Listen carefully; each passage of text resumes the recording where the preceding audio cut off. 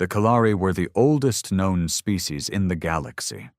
For millennia, they ruled the stars, untouched by war, untouched by fear. Every race they encountered either submitted willingly or vanished quietly. Fear, to the Kalari, was a primitive notion, a concept they believed only undeveloped minds entertained. They had eradicated fear from their genetic code, perfected logic, and mastered psychological equilibrium. But all of that changed the moment they discovered the transmission from Earth. It was a simple, garbled signal, ancient by their standards, but it carried something deeply disturbing. Laughter. Human laughter. Raw, uncontrollable, maniacal. It wasn't the kind of laughter they'd come to understand from other peaceful species. It was twisted joy at chaos, the kind that echoed during moments of destruction or pain. They replayed the clip 1,000 times in their great halls, debating its meaning, analyzing its tone, frequency, the slight background noises. No other species laughed like that.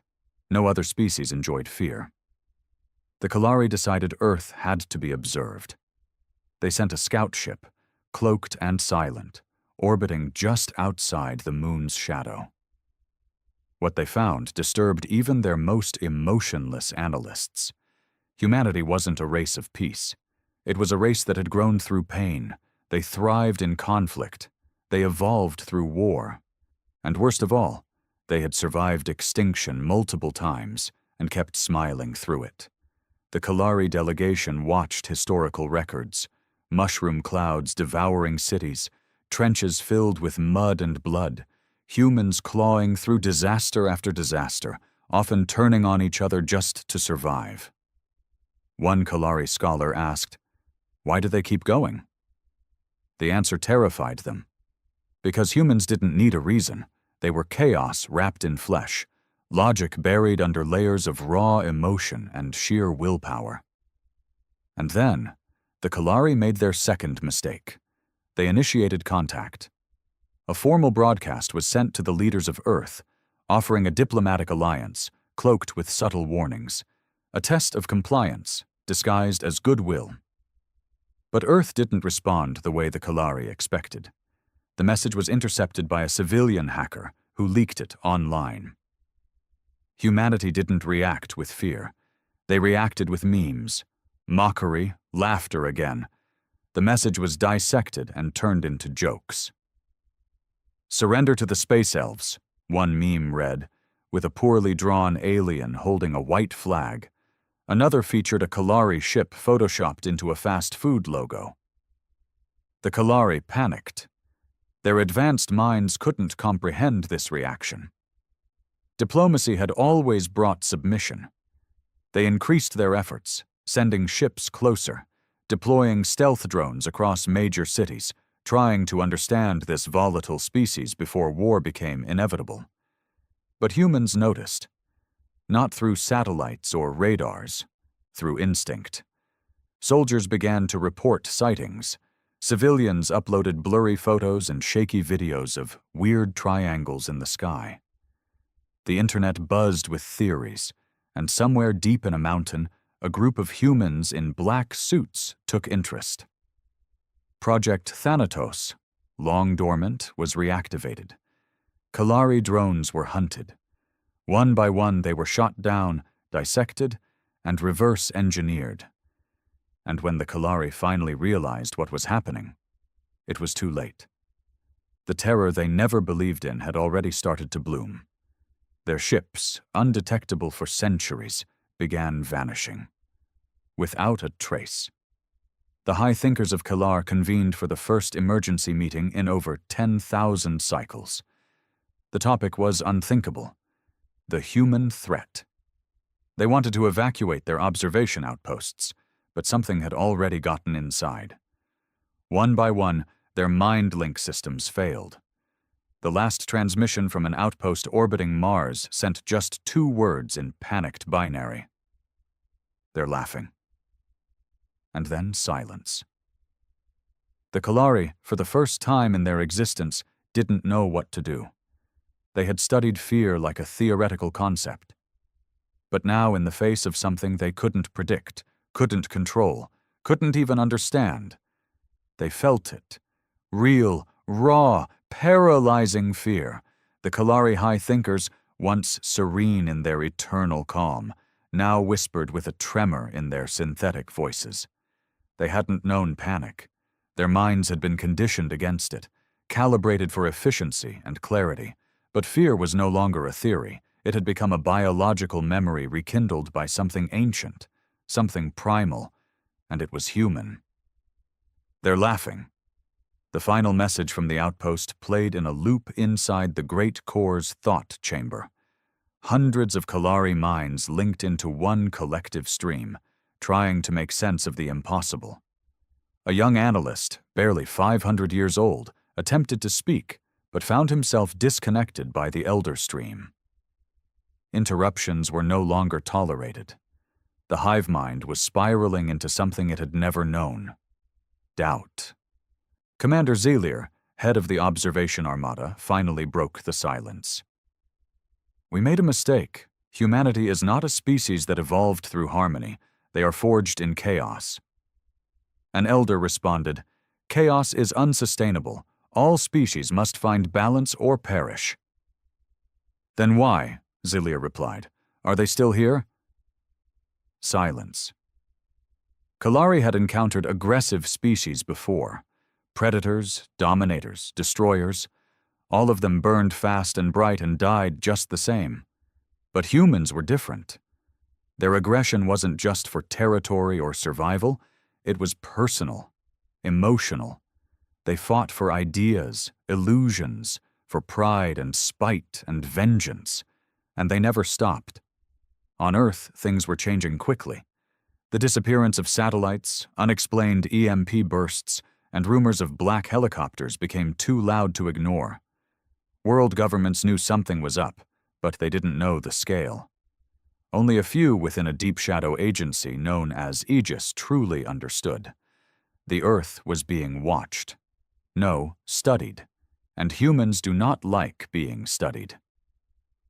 Within a month, the world's top militaries had formed a clandestine coalition.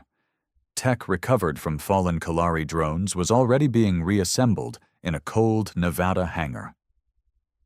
Engineers reverse-engineered gravity drives and cloaking tech at a speed even they couldn't explain. Scientists, spies, and soldiers, people who couldn't stand each other, now worked side by side.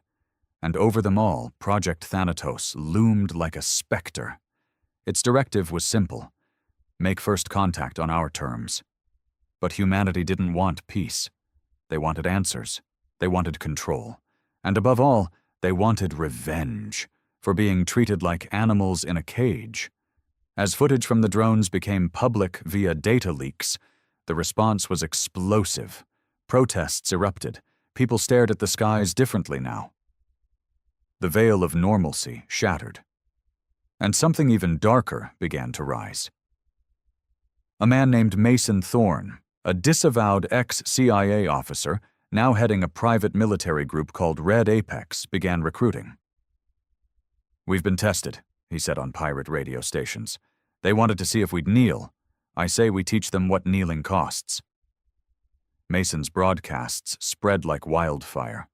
Underground labs began weaponizing alien tech independently of government control. Fringe scientists, survivalist militias, even rogue nations began assembling their own defenses. The world was splintering, but for the first time in human history, they all had one thing in common. The enemy wasn't each other. It was the Kalari.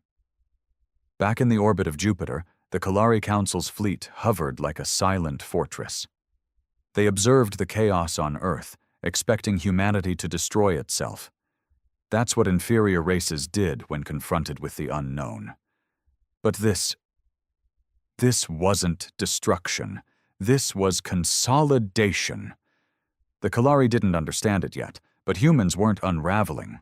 They were coalescing into something far worse than an empire or a resistance. They were becoming united. A new signal reached the Kalari observation fleet. not from Earth's governments, not from a military agency, from an open global frequency, unencrypted, spoken in a voice filled with deliberate venom. To the Kalari fleet watching us, we know you're there. We've torn apart your toys, we've mapped your orbits, and we've reverse-engineered your secrets. The signal paused. We haven't come for peace. You watched us suffer. You studied us like vermin, and now you're going to learn something new. You're going to learn what fear tastes like. There was no signature, no coordinates, just silence afterward. But then, Kalari orbitals started going dark. One after another, their long-range sensor buoys collapsed. Entire data relays vanished. Cloaked satellites, supposedly invisible to primitive eyes, exploded mid-broadcast. Onboard diagnostics found something terrifying. Each satellite had been hacked before destruction. And the code signature? Human-made. The Kalari scrambled to react, but their ships were not designed for panic warfare. Their doctrine was based on perfection and predictability. They underestimated one crucial flaw in their own logic. Humanity didn't play by rules. They broke them, burned them, laughed at them. And in a moment that would be recorded in the galactic archives for eternity, the humans launched the first offensive. It wasn't a direct assault. No, that would be too merciful. Instead, the humans targeted the Kalari mind net. A subtle digital virus, inserted via backdoor in a salvaged drone's data core, began to spread inside the Kalari neural web. It wasn't just code. It was a concept, an idea, a whisper that asked a single question. What if you're not the apex anymore? That question, planted like a seed, caused something the Kalari had no defense for. Doubt. In a collective society that operated on harmony of thought, doubt was a disease. Ships stopped sinking, commands failed. Some Kalari began experiencing something akin to hallucinations. Others shut down completely. It was psychological warfare of the most human kind. And then Earth launched the Thanatos Protocol. 5 stealth-class vessels, barely larger than passenger planes, but faster than anything the Kalari had built, pierced through the edge of Saturn's rings without detection. They carried no nukes, no lasers, just men, human commandos, and each one had been trained to use alien weapons better than the Kalari themselves. Their mission? Infiltrate the Kalari forward base on Ganymede, upload the second stage of the virus, and leave behind something the Kalari could never delete. Fear. The strike was surgical, brutal, efficient. The Kalari base, once a temple of technology, became a slaughterhouse. Human operatives moved like ghosts. No battle cries, no mercy. Every Kalari was tagged and dropped with precision. Not one survived. And at the center of the command nexus, a final message was carved into the wall using plasma torches. This is just the beginning. The footage was uploaded directly into the Kalari core stream. On purpose, humans didn't hide their rage. They broadcasted it. The high thinkers watched the scene in silence. No words were spoken. But for the first time in Kalari history, entire clusters began to disconnect from the hive mind. Not by rebellion, but by instinct. Individuality was sprouting in panic, and that terrified them more than anything. Fear wasn't a weapon the humans carried. It was a virus they spread, and it was contagious. The Ganymede base was supposed to be invulnerable. Kalari architecture fused with ion shielding and quantum perimeter sensors, locked into orbit by centuries of perfection. It had never known an intruder. It had never considered failure. Now it was a tomb. The footage of the slaughter played on loop within the Kalari's inner sanctums. The humans didn't just kill, they humiliated. The operatives had bypassed every security layer, used Kalari weapons with sickening ease, and left behind a message not in code or glyph, but in crude, chiseled Terran script. This is just the beginning. And the Kalari believed it. Inside the observation fleet's neural command bridge, Commander Zelier stood motionless, surrounded by a semicircle of shimmering thought-casters. The bridge was cold. Not temperature-wise, Kalari didn't register discomfort like that, but emotionally barren. The usual hum of synchronized minds was gone. The network's song had fractured. Too many nodes disconnected. Too many clusters isolated. Fear had become self-replicating. "We should leave this system," murmured Thoughtcaster Varn, his voice distorted by a micro-fracture in his neural port, a scar from trying to resynchronize too fast after the virus. "We've awoken something worse than chaos." "No," Commander Zelier replied. "We do not retreat. Not now. If we flee, they will follow. They will know we can be broken." "But we can," Varn said quietly. "We already have been." Silence again. Kalari minds did not argue. They debated through streams of logic, trading strings of perfect rationale until consensus was reached. But now, consensus had shattered. Reason no longer had the final say. Doubt had a voice, and that voice was growing louder. Back on Earth, the world had changed. What started as a whisper turned into a roar. Nations that once warred over oil and faith were now collaborating like never before. And it wasn't because they liked each other. It was because they feared being left behind.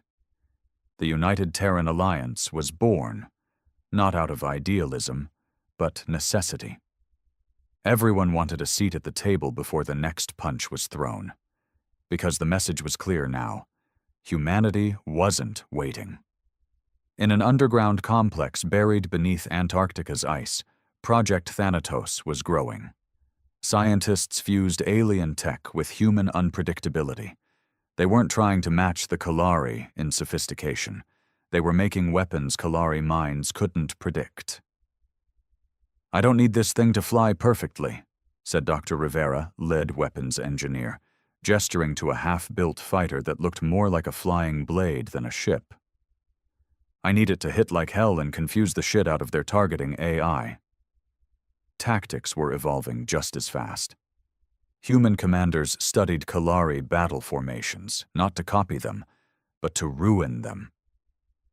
Algorithms were written not for precision, but for chaos. Programs learned to fight irrationally, to simulate rage, to weaponize unpredictability.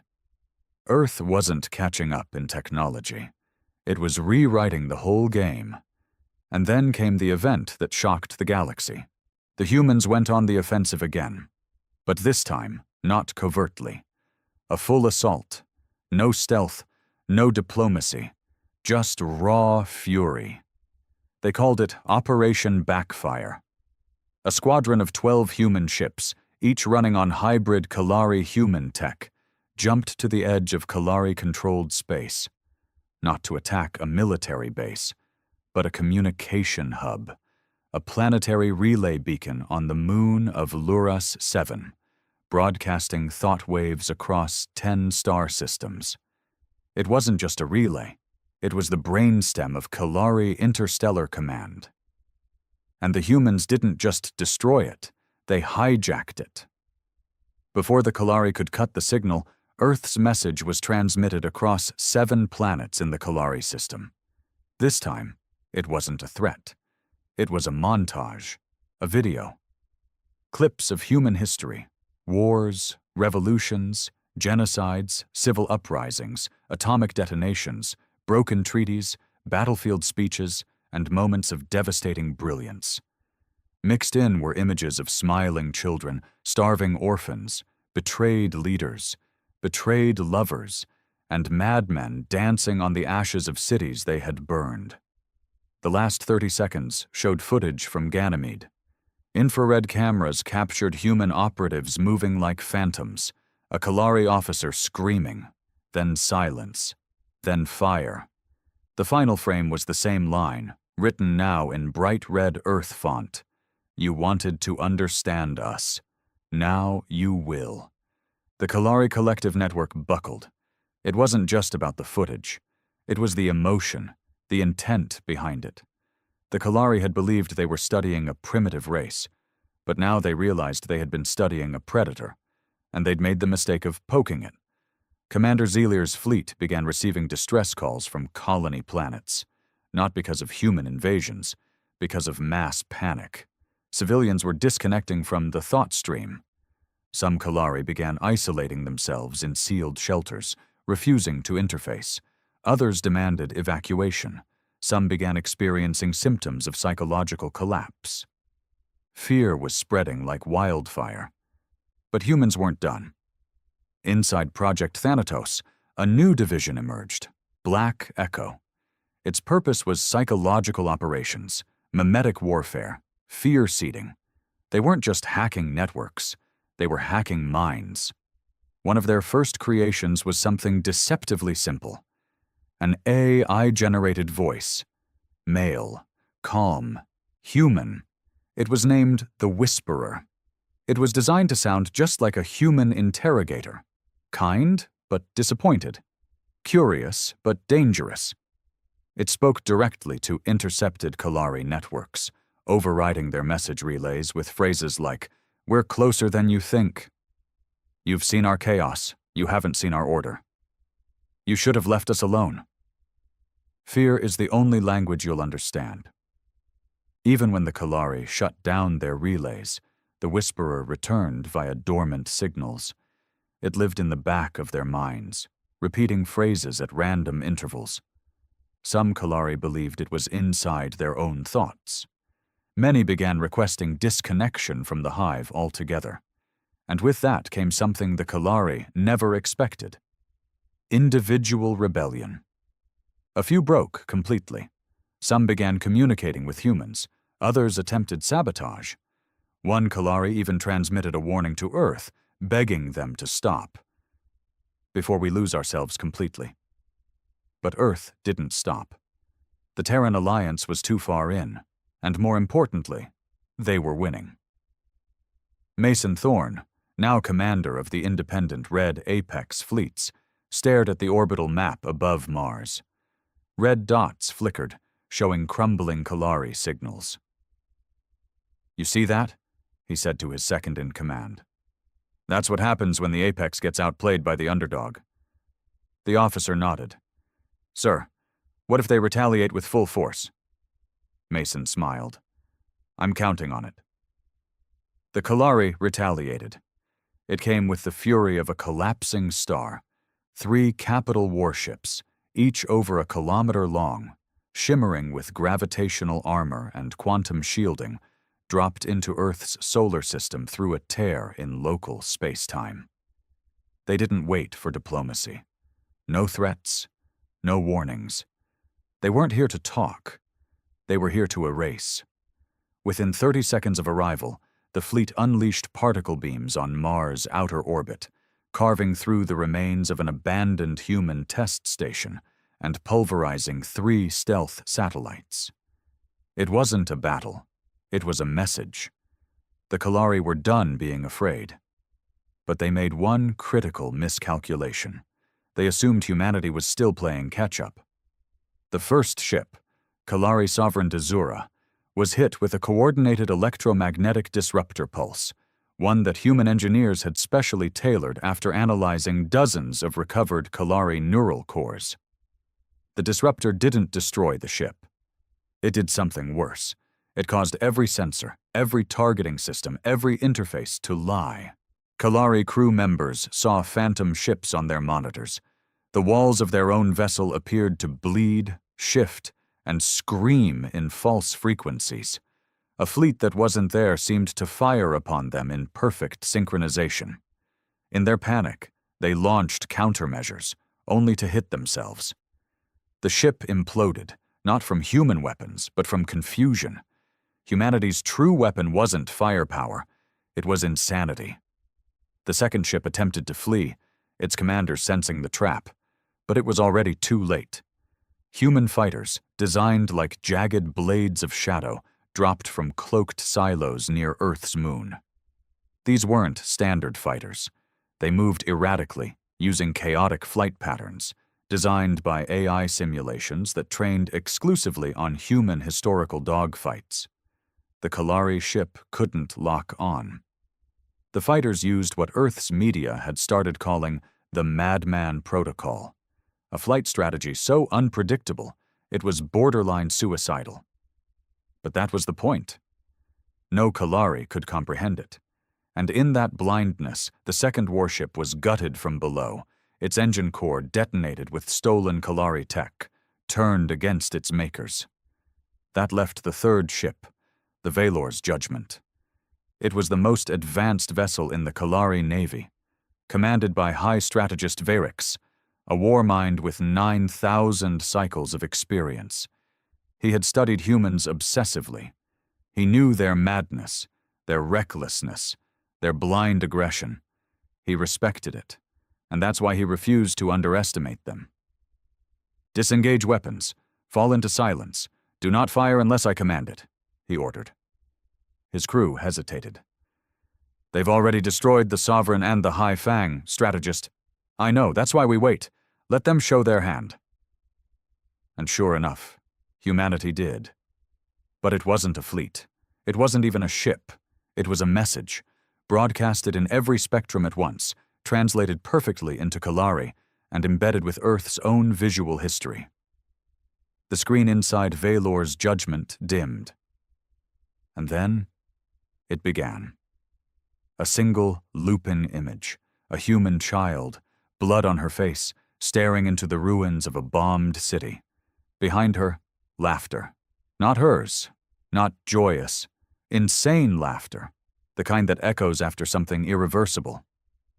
Then a phrase carved in Earth's blunt text: "We learn fast." High Strategist Varix stared in silence. "They are provoking us." "No," he muttered. "They are teaching us." He cut the feed and activated a secure transmission line to the Kalari Core Council. "Withdraw, immediately." The council was silent for a moment, stunned. "You dare suggest—" "I do more than suggest." "I order," he growled. "The humans are not waging war. They are conducting a psychological campaign that we are not evolved to resist. They will not fight us in space. They will unmake us. They are pulling apart our logic, our unity, our minds." "You would retreat from primitives?" "I would survive, and you should too." The feed cut before the council could respond. But it didn't matter. Varix knew what was coming next. Back on Earth, the footage of the destroyed Kalari ships went viral faster than anything in history. Every media outlet, every underground forum, every dark web channel posted it. People screamed in joy, disbelief, and awe. For the first time, humanity felt it in their bones. We weren't just surviving. We were winning. And winning changed everything. Recruitment into the Terran Defense Force exploded. Private companies with deep black funding poured resources into experimental weaponry. Kids who once dreamed of being astronauts were now dreaming of becoming Kalari killers. War had become a brand. Mason Thorne, standing before a crowd of new recruits, held up a Kalari helmet. "This is what they wear when they study us," he said. "They think it protects them. You know what I see when I look at it? I see fear. I see a creature hiding behind tech because it's never fought a species that laughs while bleeding." The crowd roared. "But you're different. You're not trained to survive. You're trained to make them remember. Every shadow they see, every signal they receive, I want them thinking one thing." He slammed the helmet into the floor, shattering it. "Is this the day the humans come for me?" But not everyone on Earth celebrated. In the dark corners of the internet, some began to question the cost. A rogue scientist named Lenora Vale released a decrypted segment of Black Echo's internal logs. It showed that Project Thanatos had created something beyond mimetic weapons. It had begun experimenting with emotional AI. Simulations of fear, rage, grief, looped endlessly until they could be projected psychically. Echo field devices, she wrote in her leak, aren't just for offense. They're designed to make the enemy feel what we choose. Fear, doubt, despair. They're mind terror bombs. She was right. Aegis, the hidden hand behind Black Echo, had developed emotional payloads that could override the brainwaves of Kalari receptors. They didn't kill. They broke minds, made soldiers curl into fetal positions, whispering nonsense, made officers hallucinate old memories, made thinkers lose their minds in endless recursive doubt loops. Lenora's final warning went viral before it was scrubbed. If we keep this up, we're not becoming monsters. We're building gods of terror. And when the Kalari fall, we'll be the next ones afraid of what we've become. But the momentum was too strong. The rage too real. The Earth had tasted fear, their fear, and it was delicious. In orbit, the wreckage of the Kalari fleet now floated like trophies. Human salvage crews were already dissecting it, breaking it down, studying every inch. And far away, past the dark side of the moon, a new structure began to rise. A station not for peace, not for science, a forward operating base. From here, the next move would be made. The humans weren't just defending Earth anymore. They were preparing to invade. The station was called Dreadspire. It wasn't a name voted on by governments or branded for diplomacy. It was named by the first soldiers who landed there. An unspoken truth hung in the air. This wasn't a defense hub. This wasn't a beacon of peace. Dreadspire was a spear, built into the hollowed carcass of an asteroid and wrapped in hybrid human Kalari armor plating. The station floated like a black tumor on the edge of the solar system, silent, watchful, and waiting. From its observation decks, the human race stared into the abyss of Kalari space, and for the first time in known galactic history, the abyss flinched. Inside its cold corridors, soldiers trained on zero-G obstacle courses, while engineers patched together weapons stitched from fear and fury. New Experimental A. I ran simulations on the psychological fragility of the Kalari collective, testing phrases, symbols, even colors to determine what might break them faster. In one corner of the station, a cell of Black Echo operatives watched a wall of flickering footage. Kalari commanders breaking down in real time, colonists self-isolating, military formations collapsing after receiving corrupted message loops. They weren't tracking kills. They were tracking insanity. And at the heart of Dreadspire, Project Thanatos was evolving into something darker. A section called Chimera Lab had gone fully dark, blacklisted eyes-only access. Rumors spread. Some whispered they were breeding something. Others believed they'd captured a living Kalari. But the truth, as always, was far worse. Chimera Lab wasn't making a creature. It was making a hybrid, half human, half Kalari, engineered in a vat with the sole purpose of understanding fear at the genetic level, a living weapon designed not to fight, but to feel fear like a Kalari, and then weaponize it against them.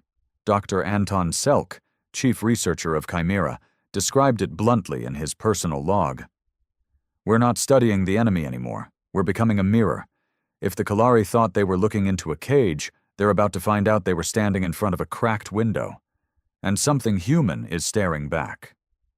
Meanwhile, the Kalari homeworld of Zirkel, once a monument to rationality and peace, had begun to unravel. The core council had fractured. Some of its members refused to connect to the thought stream.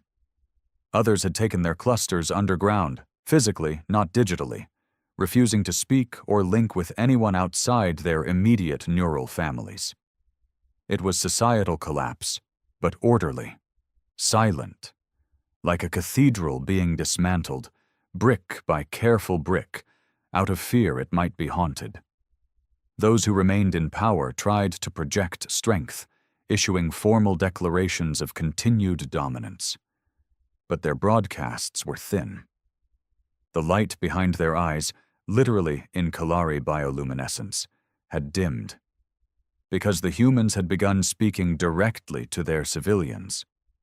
Somehow, through systems the Kalari believed impenetrable, human messages appeared on public info feeds. Not threats, not taunts, just questions. When was the last time you slept without fear? How do you define a predator who doesn't hunt for food? If your unity was strength, why did it break so easily? Each message was simple, clean, delivered in perfect Kalari script, and that was what made them terrifying. They understood. The fear virus, no longer digital, no longer conceptual, had become philosophical. The Kalari couldn't kill it with firewalls or thought stream resets. It had infected meaning. Every question seeded doubt, and doubt was their species' kryptonite. The council held an emergency conclave. Only 3 high thinkers attended, out of the original 13. The rest were either dead, disconnected, or lost to neural fragmentation. "We underestimated the humans," said the eldest, Thinker Voyle. "No," replied strategist Verix, now recalled from the failed invasion. "We underestimated their pain. We thought suffering was a flaw, but for humans, it's a crucible." Viel's glow dimmed. "Then we must consider surrender." Verix turned slowly. "You think they'll accept it?" "We surrender. We end this. We offer reparations, cooperation. Perhaps we even integrate." "You think they want peace?" Verix's voice was a rasp now. "They don't want peace. They want us to feel what they felt, to drown in it, to choke on it." He paused. "And we are. Back on Dreadspire, preparations for the final phase of Earth's retaliation were in motion. They called it Ashlight. It wasn't a fleet. It wasn't a superweapon. It was a reveal. For years, humanity had assumed the Kalari were the apex of technology. But within the depths of ancient Terran ruins, beneath deserts, under oceans, and inside dead ice moons, fragments of something older had been found. Relics from a pre-human civilization. Tools made of unknown materials. Devices that responded to human thought. And Ashlight was the first working interface. Built using both these relics and Kalari neural tech, Ashlight was an implantable consciousness, an artificial entity that lived in the user's subconscious. It could simulate emotion, predict enemy fear responses, and trigger countermeasures before they were needed. It made soldiers into living feedback loops of terror. You didn't need to think, you felt. And Ashlight acted. A squad of 25 Ashlight operatives was already active. They were nicknamed the Herod. Some called them Earth's Angels of Death. Others whispered they weren't even human anymore. Their first deployment was imminent. A warp gate near Dreadspire pulsed with energy, calibrated to fold space directly into Kalari sovereign territory. Not a military target. A cultural archive. The place where the Kalari kept their oldest knowledge. Their myths, their original algorithms, their ancient songs of logic. Because Earth didn't want to destroy their ships, they wanted to destroy their identity. But just as the gate began to glow, a new signal came through. Encrypted, low-band frequency, from Kalari space, a surrender request, not from the Council, not from the military, from the civilians.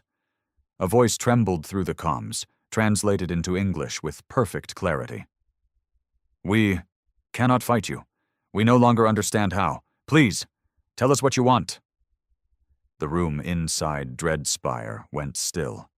Even the Herod stopped moving.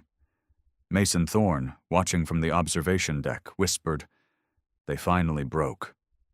But then the question rose. What now? Because the humans didn't want territory.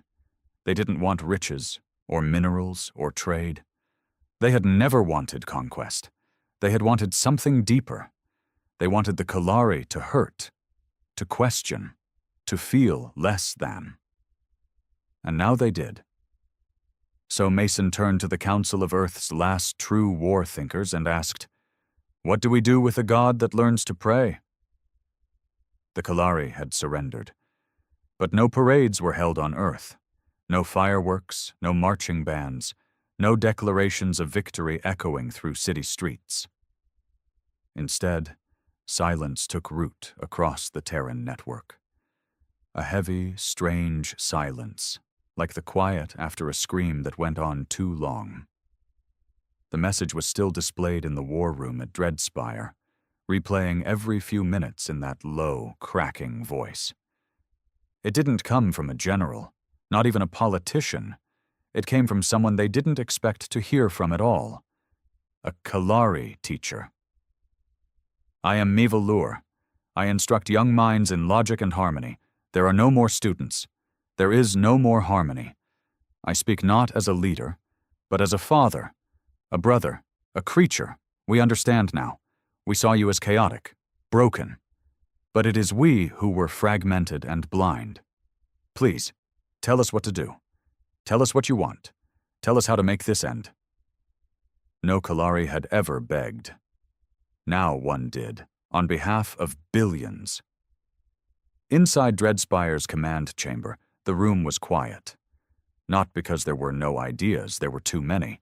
Because now, winning had become the problem. General Helena Coyle, supreme strategist of the Terran Alliance, leaned over the briefing table, her eyes scanning the message for the 50th time. "This is it," she said. "No more simulations. No more psychological warfare. They're broken." Commander Raj Moreau folded his arms. "So we accept? Take the surrender? Draft a treaty?" "No," said Mason Thorne from the shadows of the room. "No treaties, no mercy." He stepped forward, his expression carved in stone. He wasn't wearing military insignia. He didn't have to. Mason was the symbol now. The soul of Earth's vengeance. You think this ends with them handing over star maps and bowing down? Number this ends when every Kalari child is raised to fear a shadow at the end of their bed. When they tell stories about Earth like we told stories about hell. Raj's voice sharpened. They've surrendered, Mason. This isn't war anymore. It's punishment. That's exactly what it is. But Helena wasn't convinced. She stared at the teacher's message again. There was no deceit in the voice, just loss, raw and aching. They're not asking for terms, she said. They're asking for meaning. And maybe that was the real problem, because now humanity had a choice it wasn't ready to face.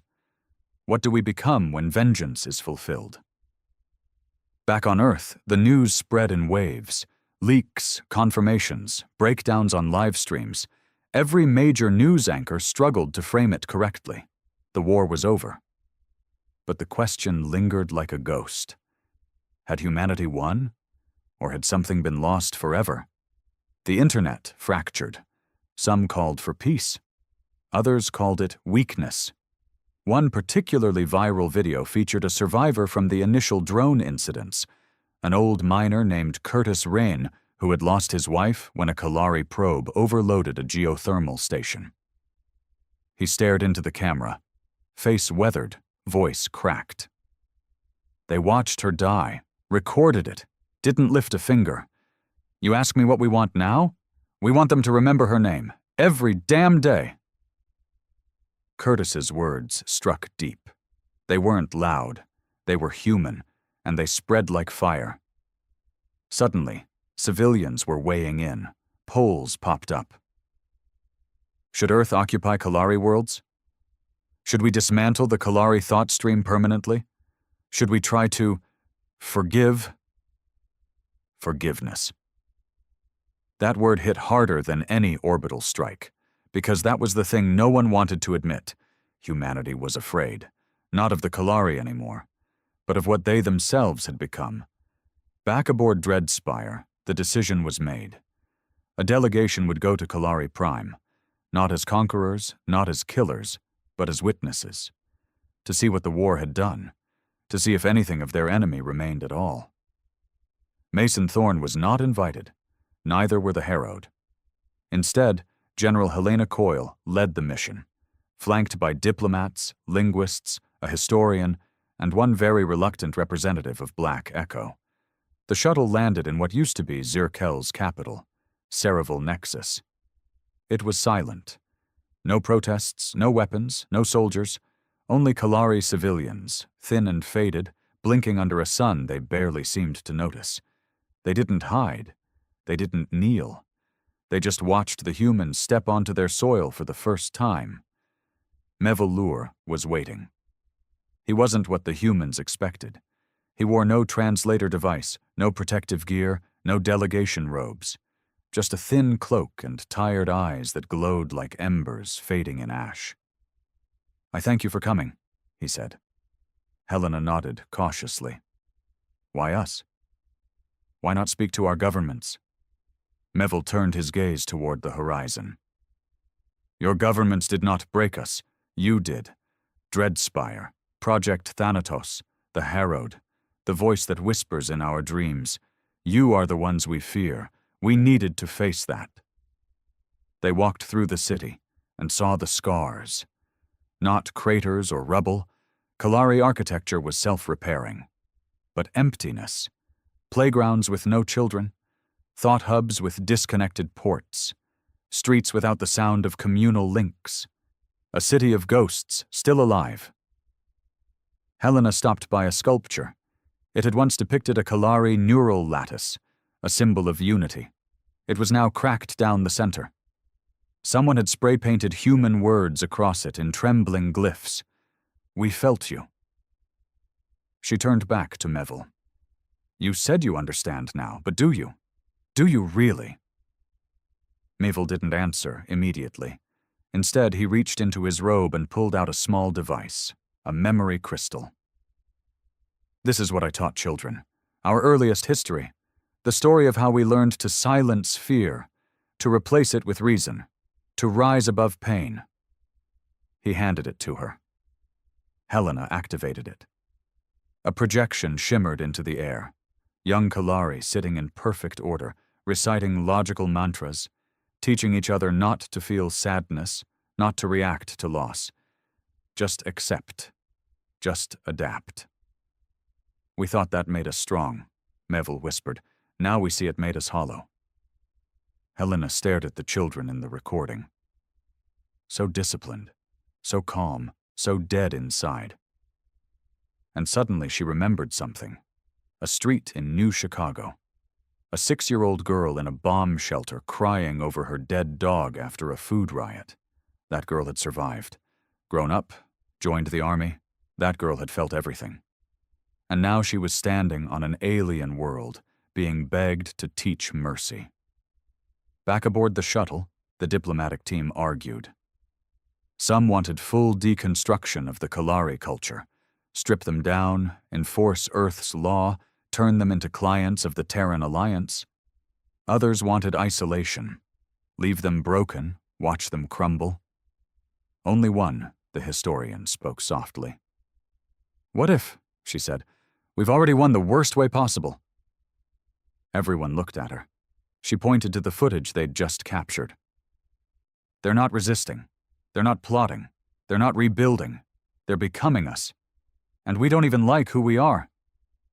That night, on the edge of Zirkel's great monument square, Helena sat alone. And Mevil joined her. He said nothing at first. Then finally asked, "What do humans do after war?" Helena looked up at the stars. "Build something new, usually worse, sometimes better." "Then I ask you," Mevil said gently, "not as a conqueror, not as a human, but as a fellow creature, what do we build now?" She didn't have an answer. Because maybe, for once, it wasn't about what they would become. It was about what they would choose not to be. The Terran shuttle lifted from the Kalari capital in silence, engines humming softly against the dead wind of Zirkel's atmosphere. General Helena Coyle sat at the rear viewport, her face unreadable, eyes fixed on the shrinking horizon below. No one on board spoke. Not the diplomats, not the linguist, not even the Black Echo observer, whose eyes had never left his data tablet since takeoff. Everyone had seen enough. They hadn't walked among survivors. They had walked through a broken dream. The Kalari weren't rebuilding. They weren't even resisting. They were drifting, like a species that had forgotten what it meant to want something. And that terrified the humans more than any weapon ever could. "This is what victory looks like," the historian whispered as they broke into orbit. "An empire that dies on its knees, and thanks us for killing it slowly." No one responded. There was nothing triumphant about what they'd just witnessed. The Kalari hadn't lost a war. They'd lost their center. They had stared into the chaos of humanity, felt its unfiltered agony, its madness, its brilliance, and discovered something horrifying. Humanity had survived not by removing fear, but by consuming it. And now that humanity had shown them terror, the Kalari understood what it meant to feel truly alive. For the first time. And that was the greatest defeat of all. Back on Earth, the news was received with celebration by some, but mostly confusion. There were no cities to conquer, no flags to raise, just a people who had given up. Not out of cowardice, not out of tactical necessity, but because they didn't know how to be Kalari anymore. In a broadcast that was aired across all major networks, General Helena Coyle addressed the world.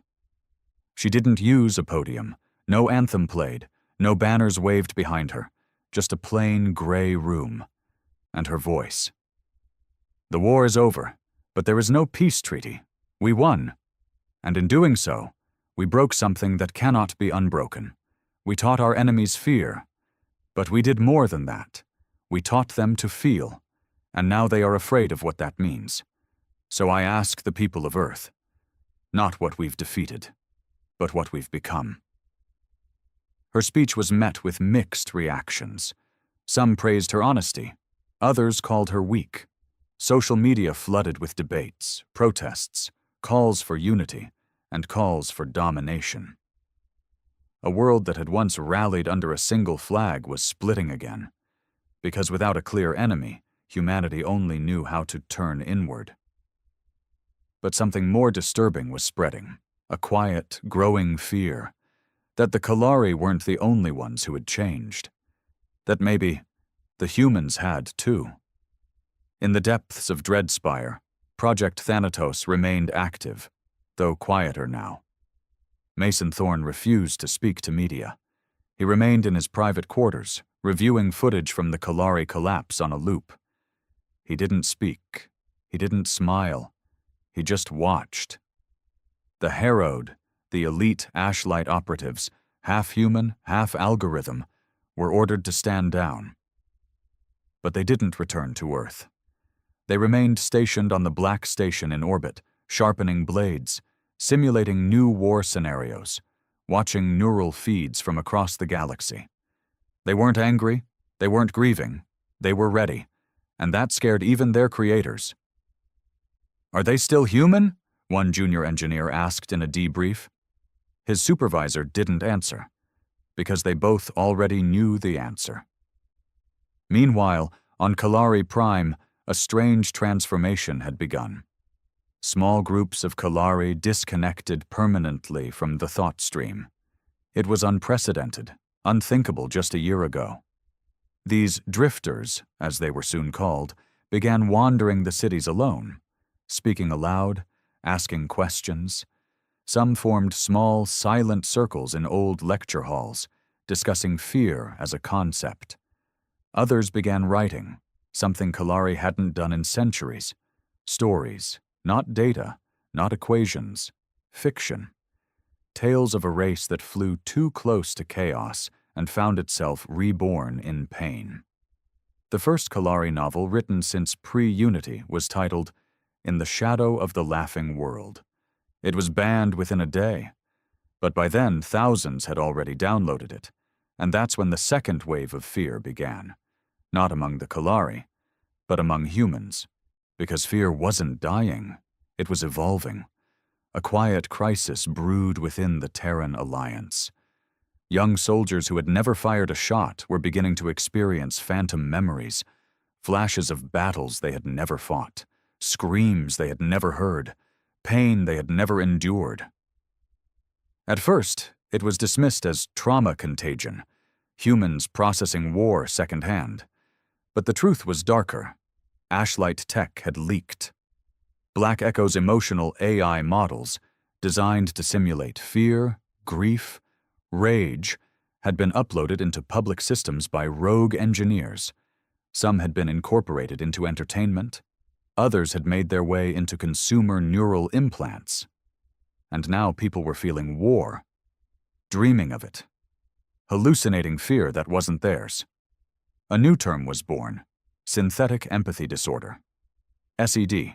It swept through Earth's youth like a slow virus. Counseling centers overflowed. Anti-tech activists began demanding Ashlight's full shutdown.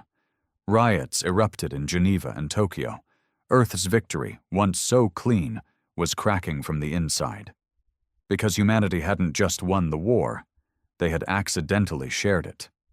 General Coyle met with a secret faction of diplomats, scientists, and psychologists. The question on the table was no longer military, it was existential. What now? What do you do when your enemy gives up? What do you do when you can't put the genie of fear back into the bottle? One soft-spoken psychologist proposed something radical, a joint project, a fusion, not of weapons or tech, but of healing. Fear, she said, is no longer a weapon. It's a language. We've both learned to speak it. Maybe now, we learn to translate it into something else. Some called her naive, others listened. And soon, a new mission was born. A vessel was prepared. The Aurora Mercy, not a battleship, not a research lab, a bridge, carrying Kalari and human survivors, veterans, thinkers, children, philosophers, people who had seen the war from both sides. Its destination, unknown. Its mission, undefined. But its name meant something in every language. Light after darkness. Mason Thorne didn't board the ship. He watched it launch from a quiet orbital dock, arms folded, eyes hollow. When asked why he refused to go, he simply said, "Mercy isn't mine to give," and disappeared into the black corridors of Dreadspire. The final transmission from Kalari Prime, before diplomatic silence was reinstated, came from Meval Lure. He stood before the cracked Unity Monument, alone. "We do not ask to forget. We ask to remember differently. You showed us fear. Now, perhaps, you can teach us how to live with it." The Aurora Mercy drifted through unclaimed space, gliding beyond charted sectors, past gravity wells and radio ghosts. Its hull shimmered not with armor or shielding, but with symbols. Human alphabets, Kalari glyphs, and something new. A fusion script. A language neither species could fully read. Yet. Inside, the ship was quiet. Not dead, not clinical. Just peaceful. Walls of living moss filtered air. Circular lounges gave way to meditation pools, hybrid neural link stations, and shared sleeping chambers where silence wasn't enforced, but respected. There were no guards, no ranks. Everyone aboard was equal, not by law, but by damage. On board were 50 souls, 25 human, 25 Kalari, survivors, sympathizers, healers, one child. Their mission? Undefined. Their goal? Unclear. But their intention was carved into the entrance of the main observatory. We survived fear. Now we learn to live with it. The humans still dreamt in screams. The Kalari still flinched at laughter. But they were trying. And for the first time in the history of both civilizations, trying meant more than power. Earth was quiet. Not peaceful, humanity never was, but subdued. The streets of once boisterous cities now echoed with caution. News feeds didn't blare victory anymore. They pondered consequences. Politicians spoke less.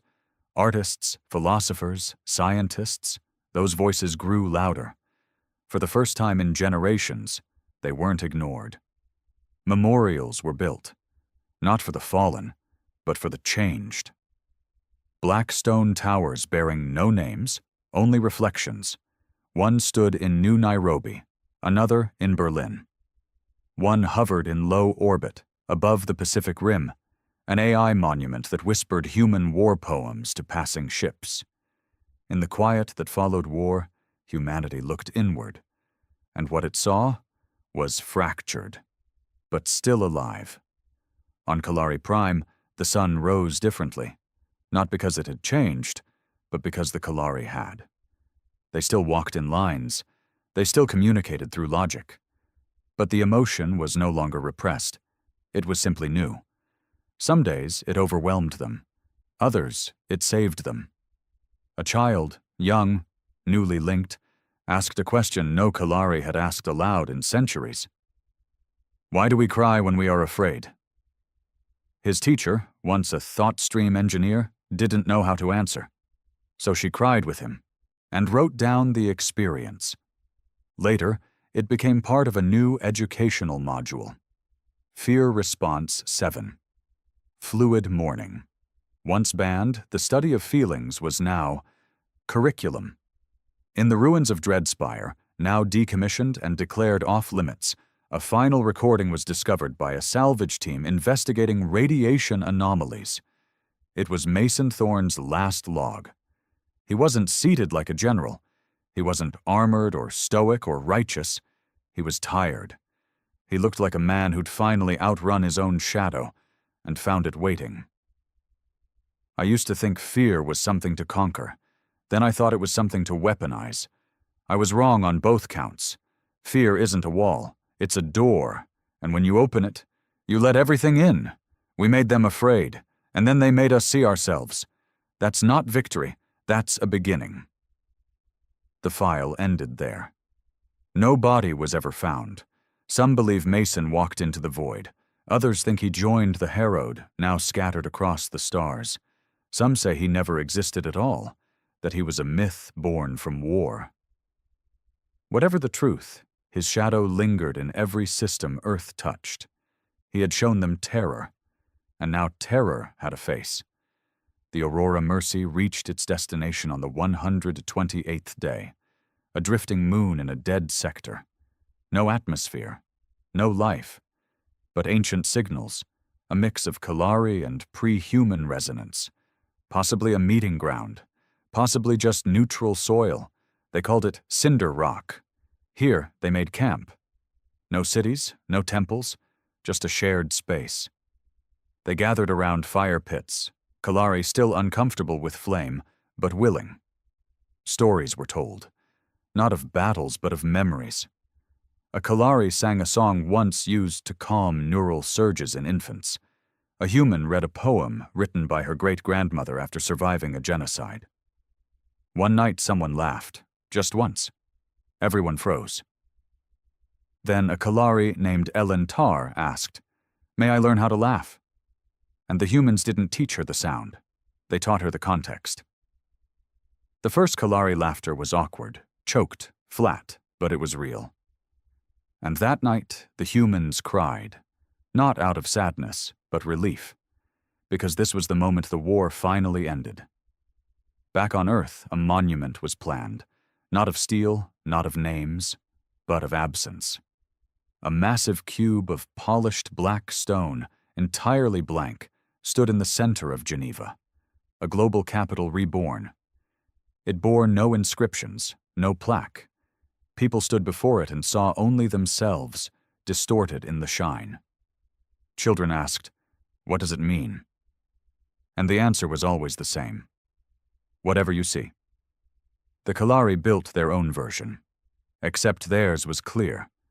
Glass perpetually fogged by internal condensation. From a distance, you could barely see anything. Up close, your own face stared back, but never fully. And that, they said, was the lesson. Years passed. The Terran Alliance dissolved, not in collapse, but in evolution. It became something looser, more fluid, less of an empire and more of a culture. Planet states operated independently, but with shared moral architecture an unspoken agreement born from war. Do not teach fear again, unless you are willing to become what you teach. The Kalari reconnected, not with unity, but with diversity. Their colonies re-established thought streams, but now by consent. Emotions were shared only when offered, their libraries filled with fiction. Their scholars debated not just facts, but feelings. And at the edge of known space, the Aurora Mercy became a station, a small one, but permanent. Visitors came, not many, just enough. No weapons allowed, no recordings permitted. Inside its halls, humans and Kalari told stories to one another. No judgments, no data mining, no propaganda, just raw, unfiltered humanity. And something close enough in the Kalari. They called it Jara, not a word, a feeling, a blend of fear and awe and reverence and pain. The closest Terran equivalent. Soul. One final entry from the Aurora's logbook was preserved in both human and Kalari archives. Its author, Talia Voss, the historian who had once stepped foot on Zirkel. We set out to make them fear us, and they did. But in the ashes of their terror we found something we never expected. A mirror. We looked into it, and saw not monsters, not victims, but travelers. Lost, afraid, and still walking. In time, the story of the human-Kalari war faded from headlines, not from memory, just from noise. It became a quiet wound, not a scar. Scars are closed. Wounds remind you to move carefully, to speak gently, to build better. And somewhere, in a classroom on a distant world, a Kalari child was asked what the word human meant. She paused, thought, then replied, "The ones who gave us terror, and then taught us how to feel it." And across the stars, a human child, asked what the Kalari were, answered with something eerily similar. They were the ones we feared, but they showed us what fear looks like, when it's finally understood.